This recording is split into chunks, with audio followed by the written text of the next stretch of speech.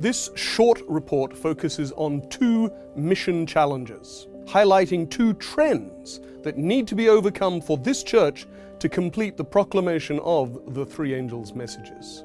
The first is one that I have highlighted at Annual Council every year since I came to this position. It relates to attrition and loss. The second challenge is an issue I touched on briefly last year, but will explore more in this report. It is the leveling off of growth rates, a trend which, if it were to continue, could have very troubling implications. So, the first mission challenge relates to reductions in membership, the second to what seems to be a diminishing success in adding members. This first chart shows accessions per annum in the 2010s. It is a crucial metric, and we will come back to it, but of course it's not the only metric affecting church growth. Compare these figures to those for losses in this chart, which shows losses for the same period and on the same scale.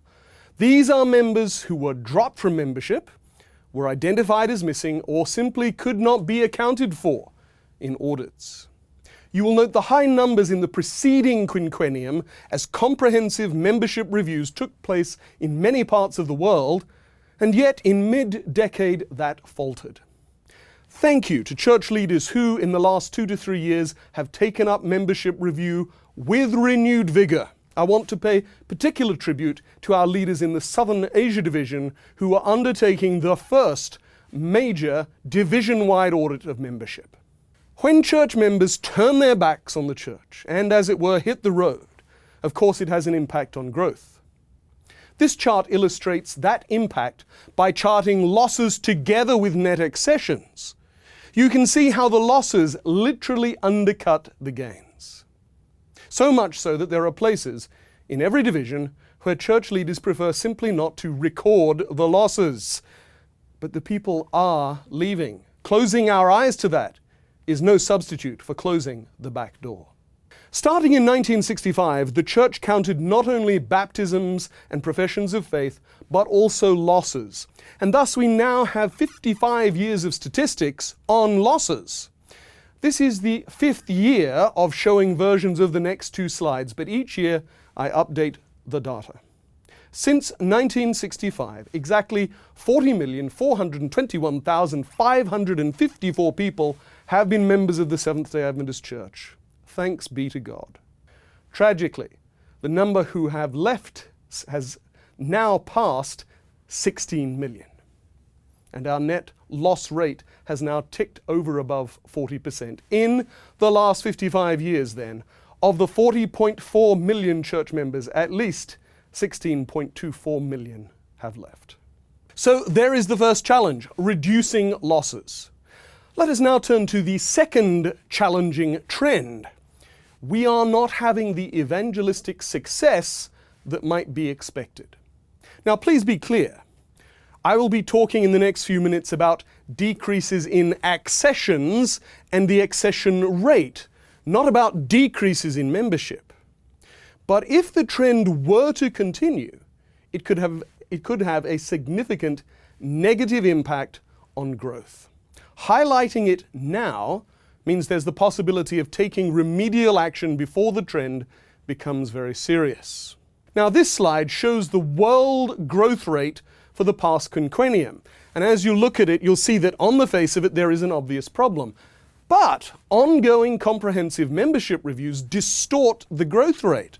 Many of those taken off the books, or in these days off the databases, actually left the church years, even decades ago.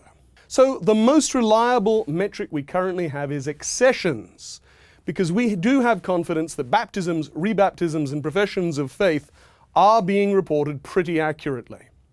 And of course, accessions are the headline in considering growth.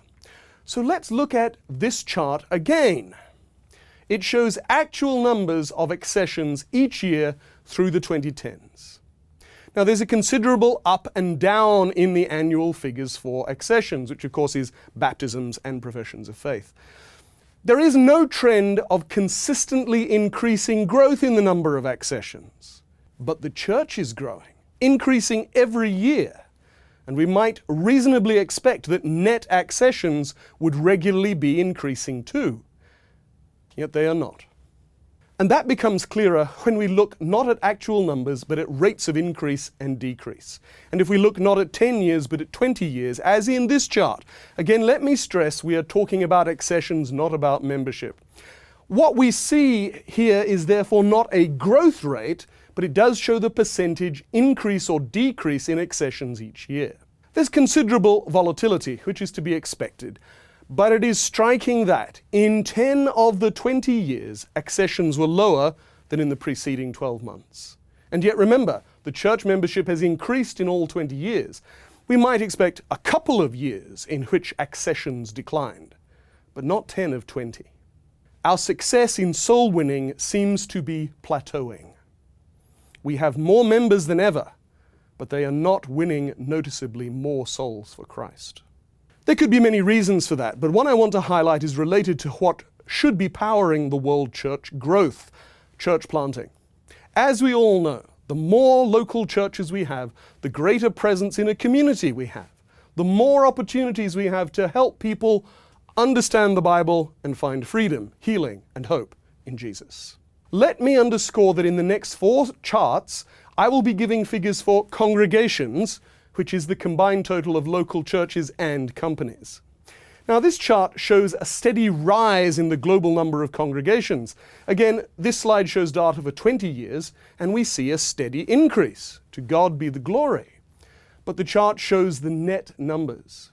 We get a different picture when we look at the rate of increase in the total number of congregations, what we might call a congregational growth rate, which you see here. What this chart shows is that in the last 20 years, there has never been a year in which the number of congregations declined, but that the rate of increase has steadily declined. Now, this is a correlation. It is not clear that the slowing of church planting is the cause of the plateauing in conversions, but it certainly can't help.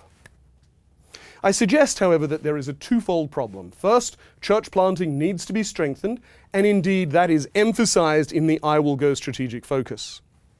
But secondly, congregations need to become more effective in outreach. This chart shows the number of accessions per congregation, and again for the last 20 years. In 1999, each congregation on average added 12 new members, and that reflected, I'm sure, the impact of the various net series. Since 2008, the accessions per congregation has hovered just above or just below 8. What is the trend? This chart takes the same data but shows a logarithmic trend line, and the direction over the last 2 decades is plain. Here is one last indicator. This chart shows accessions per pastor each year for the same 20-year period. The dark blue line shows the average number of accessions per ordained pastor. The orange line shows the average for all pastors, ordained, commissioned, and licensed. The trend line here would also be down, though less markedly down than for accessions per congregation. Now, it's notable that there are encouraging spikes in the 2010s, but again, though we have more pastors than ever, they are not, it seems, winning ever more souls for Christ. And again, here there could be a number of reasons for all the data and the analysis that I have shared. But it does prompt me to ask 2 questions, and they both relate to the challenges I have discussed. First, are we giving our local church members effective training in holistic disciple making? And second, is it possible that we, collectively, as church leaders around the world, have simply come to take growth for granted? Have we become complacent? These data tell us that there is no room for complacency. As I conclude, I am going beyond the data, but I want to suggest that holistic discipleship and disciple making will help us to resolve both problematic areas, because that includes nurturing and retaining members and motivating them and equipping them to reach out to others, to share with other people the prophetic truths that we hold dear, that point to Jesus Christ and that are epitomized in Revelation chapter 14. That is our mission.